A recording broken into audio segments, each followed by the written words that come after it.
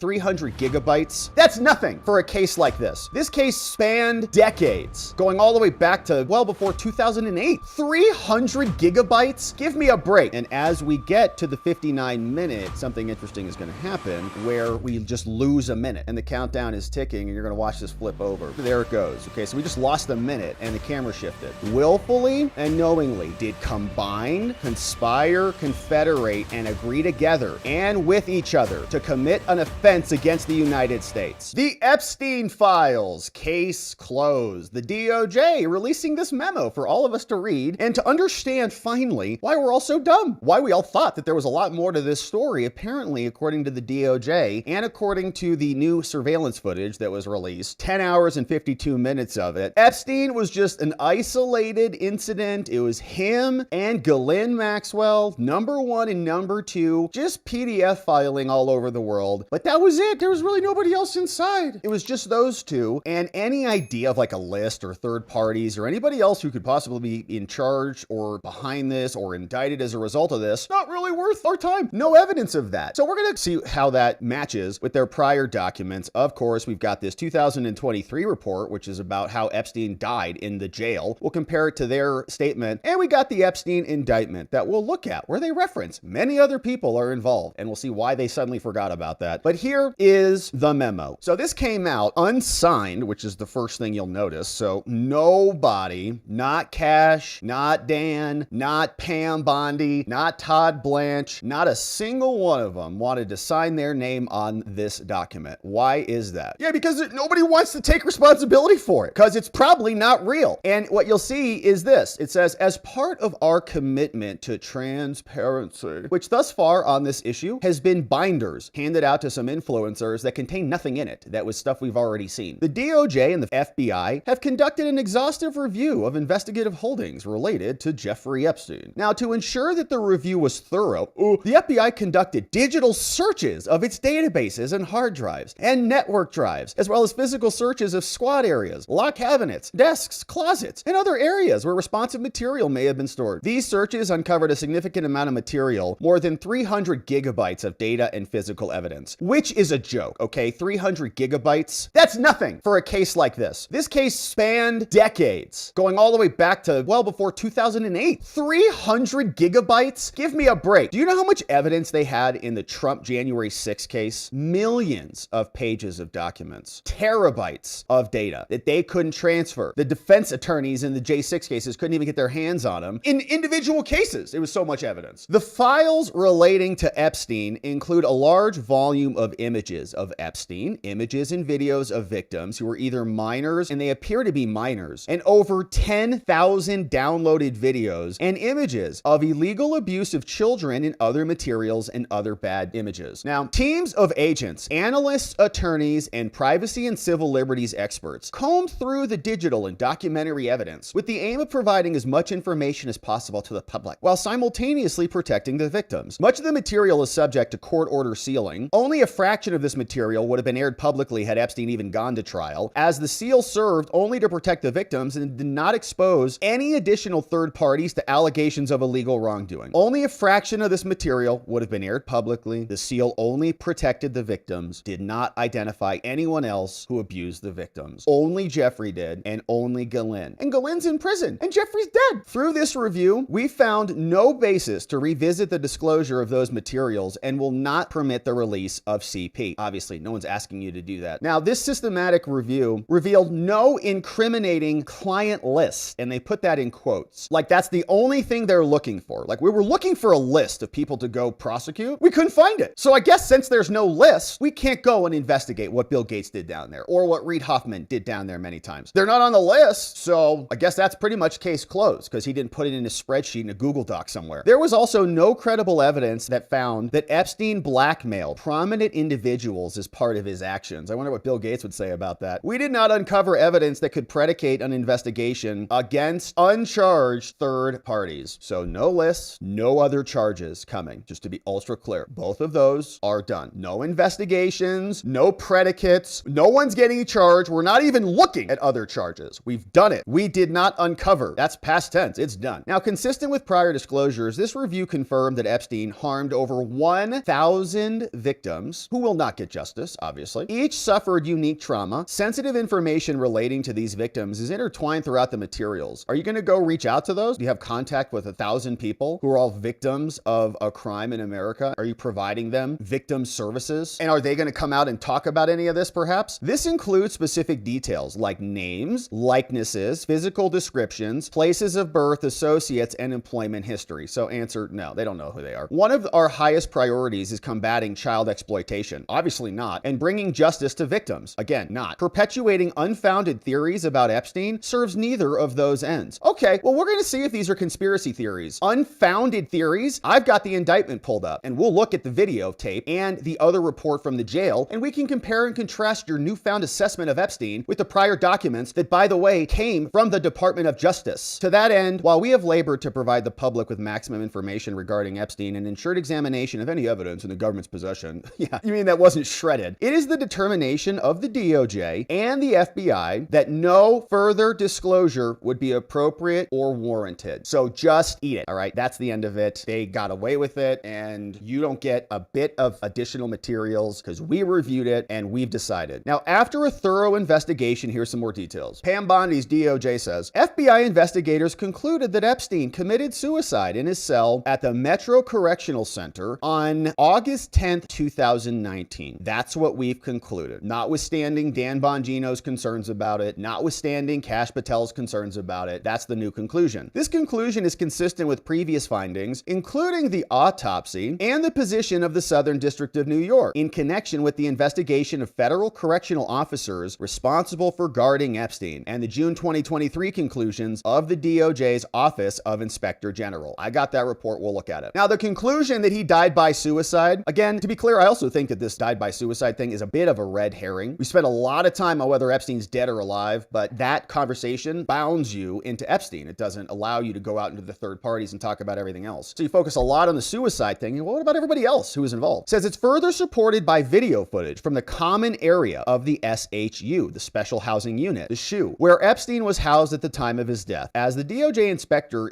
General explained in 2023, so again, they're referencing this dude's report. Anyone entering or attempting to enter the tier where a cell was located would have been captured by this footage, and we didn't see anybody. And the independent review of this footage, which we'll look at, confirmed that from the time Epstein was locked around in his cell from about 10:40 until around 6:30 a.m. the next morning, nobody entered any of the tiers in the SHU. Now, during this review, the FBI enhanced the footage, so we've got some AI enhancements or something, by increasing its contrast, balancing the color, improving its sharpness for greater clarity and viewability. You can view both of these files on the justice.gov website, as I articulated earlier, in video files 1 and 2. Now, a lot of this is curious because we also remember this article saying, well, we don't really have any CCTV footage. This article was back from the BBC way back in 2020, January 10th. Remember, they wrote something like this. They said, surveillance video from the disgraced financier Epstein was destroyed by accident, say prosecutors. Said prosecutors say the jail mistakenly saved footage from the wrong cell. Epstein, who is a convicted offender, first tried to eliminate himself, pleaded not guilty, then he died. Epstein was found semi-conscious in his prison cell with injuries on his neck, was placed on suicide watch, then moved. Ongoing questions over the recording. A letter filed by attorneys said the footage contained on the preserved video was for the correct date and time, but captured a different tier than the one where cell 1 was located. Oh, strange. So the prosecutors couldn't figure it out. The requested video no longer exists on the backup system and has not been seen at least since August 2019 as a result of the technical errors. So that must have been the camera footage that was right on his cell. And so we have something different now that looks like this. And there's a full 11 hours of it on the interwebs. And a curious thing happened here when they released it. People noticed that when you start to play this puppy and you fast forward, we'll just kind of